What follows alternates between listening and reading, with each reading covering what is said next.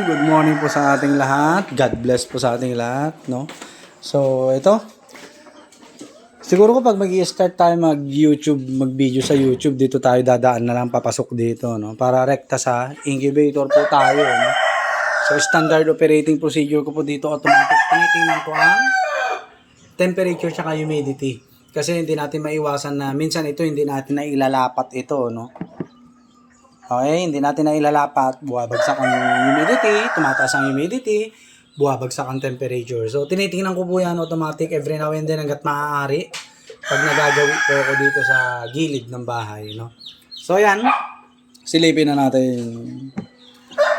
Ayaw, papisa tayo Rhode Island Red isa, no?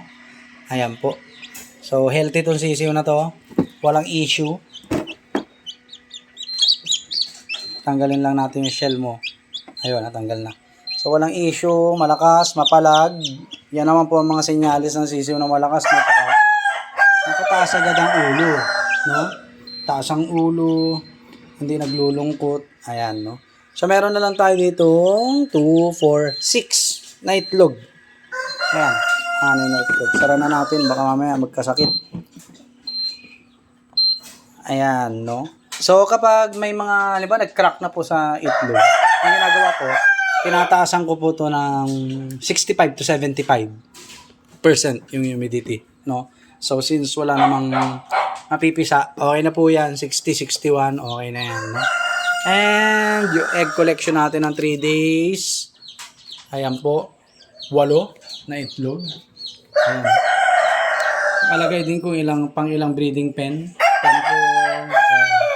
Pen 5. Yung mga bago lang po, no, na nangitlog. Ayan. So, 4th day ngayon. Tingnan natin mamaya kung kung ilan ang makukuha po natin, no? So, binusog natin ang inahin natin, binigyan ng fresh water. Ayan po. Without supplements pa po to, no? Wala pang supplemento na binibigay. So, gumaganda na yung production nila kasi makikita nyo naman sa bilang, no? First day, 1. Second day, 3. 4th day, 4, no? So ngayon sana madagdagan pa, no? Madagdagan pa ngayon pang 4th day natin. Okay? So dito po tayo sa brooder, final brooder. Oops. Dito tayo sa final brooder natin. Ayan, oh. Napaka-healthy, oh. 6 na Rhode Island Red. Ayan, 6 na Rhode Island Red, isang White Leghorn Rhode Island Red Cross. Ayun. Mukhang lalaki pa. Kailangan natin dyan babae, no? Ayan. So, pwede na rin ibaba ito. Pwede na po, no? Kasi hindi na sila nag-cold stress. Dito, marami tayong naging mortality rate dito, no? Bali 12. Yun namatay po, no? So, ayan. Kailanganin pang isa. Ayun. Nahuli na sa paglaki. So, ganun po talaga, ano. Meron talagang mga sisiw na mahihina. Okay? Ayan. No? So, ito po yung Rhode Island Reds natin. Ilan ba to? 2, 4, 6, 8, 10, 12, 14.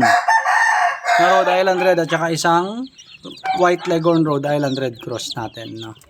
So, ayan, tatakpan na natin para hindi sila magkaroon ng cold stress. Tapos binababa ko rin po ito. Mga 11, 12, tinataas ko po para at least masanay na sila paunti-unti, no? Sa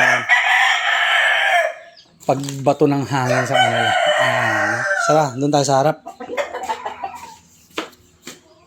Doon tayo sa harap. Ayan. Ito po yung harapan natin. Ngayon, pinabubungan na natin yan, no? Alright. Tapos yung feeds natin nandirito. And then, ayan, ang setup po natin, no? Fly pen, breeding pen, tag-tatlo sa magkabilang side. Oh, di ba? So tara, ikot po tayo. Ayun, oh. Hoy. May nangitlog. Okay, kako na eh. Ayan, oh. Basta nagkulong po ng po itong mga to, merong itlog. Dahil tinatry nilang tuka-tukain. Ayan, oh. Alright. Dito naman tayo. Hop, wala. No. Pen number 2. Ito, isa dito original breeders natin. Ito mga to, palahi na po natin to mga to. No? Ayan. Alright. Napaka-healthy. Dito tayo. Ito, active na to eh. Na nangingitlog tong dalawang pen na to. May mga nangingitlog na po rito. Eh. So, ayan. Palahi na rin po natin to. Mga ano natin to, batch 1 to 5, no? Batch 1 to 5. Okay. Dito tayo. Ito active na rin po to. Magtitingin tayo ng itlog. Wala. Mamaya pa po siguro to, no? Mamaya pa.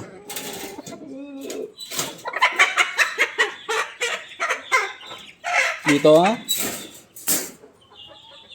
palahi na rin po natin to. Wala pa. Dito wala pa po nangingitlog. Malapit pa lang po siguro to. Sa katotohanan. So yun, at least may egg collection tayong isa. Kunin na natin. Ayun.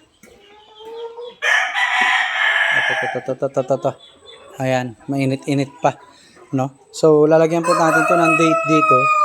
Tapos breeding pen number. Ayan, no? So positive. Meron tayong egg collection ngayon.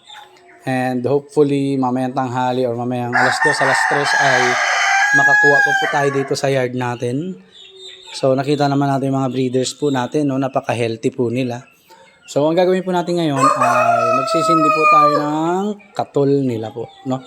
Para at least ay maitaboy natin yung mga lamok, no? Na pwede magdulot ng sakit sa kanila. Okay?